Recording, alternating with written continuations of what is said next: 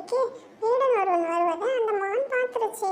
உடனே பயந்து போய் தன் நண்பர்களை அழைத்து, நண்பர்களே, வேடன் ஒருவன் வரான், நாம போய் ஒளிஞ்சுக்கலாம்னு சொல்லுச்சு. அதுக்கு கரடி கேட்டுச்சு, வருபவன் வேடன் தான் என்று உனக்கு எப்படி நண்பா தெரியும் அப்படின்னு. அதுக்கு மான் சொல்லுச்சு, அந்த மனிதன் கையில் ஈட்டியுடன் வருகிறான் நண்பா, அதை பார்த்து தான் சொல்றேன், வாங்க போய் ஒளிஞ்சுக்கலாம்னு சொல்லுச்சு. அதுக்கு கரடி சொல்லுச்சு, இல்லை நண்பா, நாம் ஒரு திட்டம் போடலாம். நாம் எல்லோரும் தனித்தனியாக ஒளிஞ்சுக்கிட்டா அவன் நம்மளை கொன்னாலும் கொன்னுடுவான்.